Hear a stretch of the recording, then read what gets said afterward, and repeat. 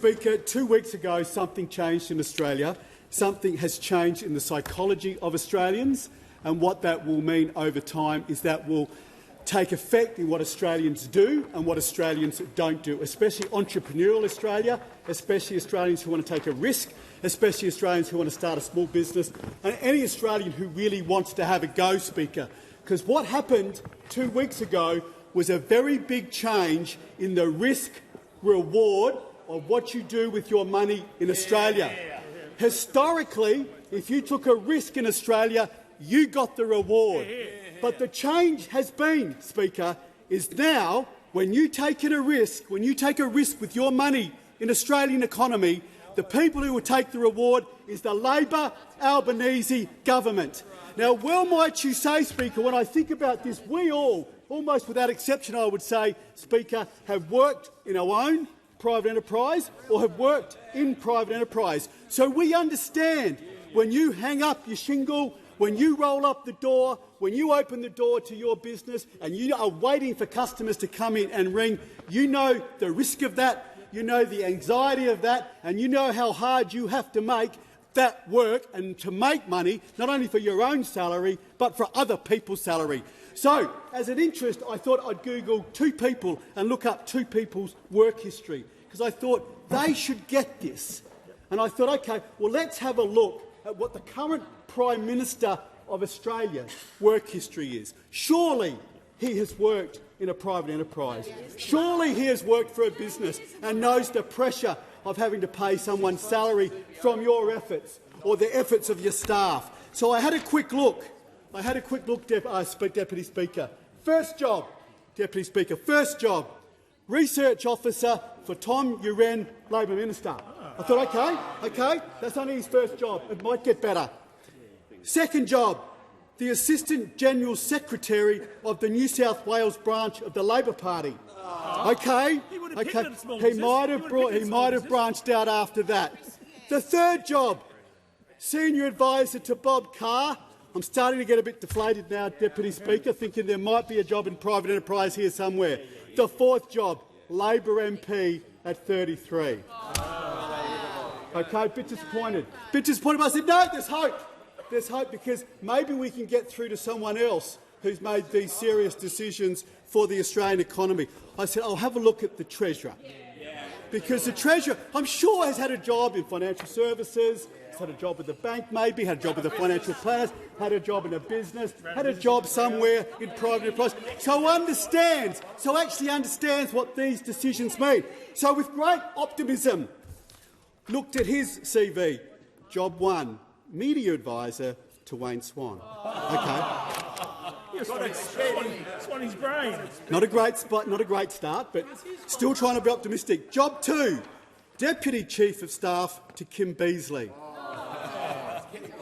Getting a bit deflated by now, Deputy Speaker, getting very deflated, but we keep going, there's a couple of jobs to go. Job 3, Senior Advisor to Morris Yemma. OK, well, at least he swapped from federal to state Labor, but anyway, let's keep going. Job 4, Principal Advisor for Wayne Swan. So we've gone back to Swan. 5th job, Labor MP.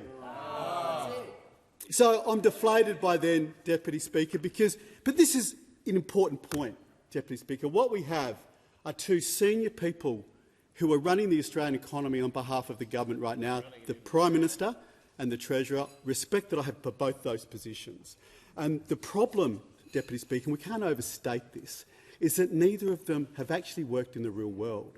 Neither of them have actually worked in a business. They've all worked in this bubble of federal politics. They've all worked as just staffers or then walked into this chamber at a young age. So I congratulate them on getting into this chamber at a young age. I'm not criticising that. But with no real-world experience. And that, Deputy Speaker, is the problem with everything we're talking about. Because for them, this is just theoretical. This is just some idea or some understanding they will or wouldn't have of how the real world is. There's something cellular that you get when you know that when you go to work, you've got to make money that day. You've got to make whatever you're selling work where you can't pay your own salary or other people's. That's something cellular that everyone here gets. We get it, Deputy Speaker. We know the importance of it. And that is what is sadly lacking sadly lacking on the other side of politics. Now, I want to go to some people who do know, Deputy Speaker. I want to just quote 4 or 5 people who do know, and actually I will give a shout-out and forerun it that the member for Parramatta has had some real-world experience. I think he's been a Labor staffer as well, and has made some interesting comments about this budget. But firstly, the 40 Australian business owners under 40, they've penned an open letter to the Prime Minister saying that his tax reform is an aspirational ambush. Not me saying that. These are 40 young leaders in Australia who have done very well, calling this an aspirational ambush. They've said young business builders in Australia from technology, artificial intelligence, retail and manufacturing sectors told Anthony Albanese that his budget has hit them the hardest. We work the hours, we carry the risk, but now the reward is going to the Albanese Labor government. Janice Ellis, Boost Juice founder, said the changes would destroy the core of what Australians are. Destroy the core of what Australians are. Because we're built on having a go. If you have a go, you should get rewarded. She went on to say, you need to inspire people to actually take the risk needed to get ahead. This now policy of the Labor government, we won't want to open businesses or start businesses because the risk of failure and the risk for reward now doesn't add up. Not me saying that, a very successful Australian businesswoman saying that. She also said government should say what they do and do what they say after telling people before an election they would not touch negative gearing and capital gains taxes. Chris Richardson, economist, you don't want to discourage people from taking a risk. Dave Hughes, let's go for your business. This is an interesting one. Dave Hughes starts by saying, I voted for Albo and Chalmers. They didn't have a mandate for changing capital gains tax, said Dave Hughes. It's now the highest in the world. No one is going to want to invest in Australia. You didn't have a mandate for it. I don't know, can I quote lied? I won't say that word. So it's not valid. So let's go to the polls again, he said. Now, I'm going to get to one Labor poll. Oh, he's left. He was here, but he's left, the member for Parramatta. So, member for Charter, I will start. Order. Member for Hunter.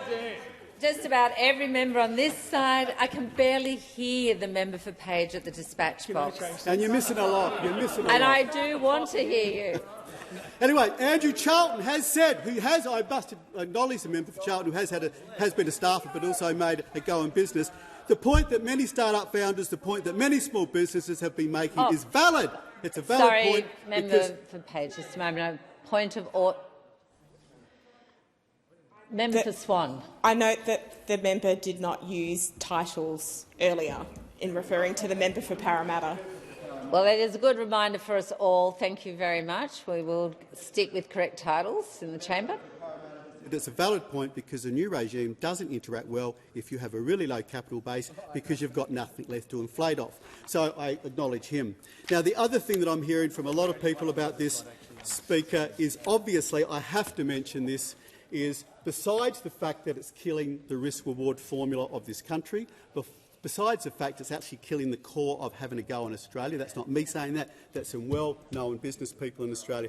The other thing about this has been the absolute deceit of this. The absolute deceit of this. You should all hang your head in shame because there's not a member over there, even the new members, there's not a member on that side of the chamber. You should all hang your head in shame because you got in on deceit. You got in when the Prime Minister was asked, or you were asked it if you went to campaign forums, and you were asked about negative comments through the chair and depersonalise this, good point, please. Deputy Speaker. As all members opposite Deputy Speaker, they all would have been asked, as the Prime Minister was before the last election, are you going to make changes to capital gains tax, to negative gearing, to trusts, as the Prime Minister did 52 times, said, my word is my bond. My word is my bond. And we all know when the Prime Minister says that it has no credibility. And that does great disservice, not just to that side of politics and to everyone that sits there who got in on that deceit, but to this whole chamber, because the Prime Minister is bringing our occupation into disrepute from misleading the Australian public continually.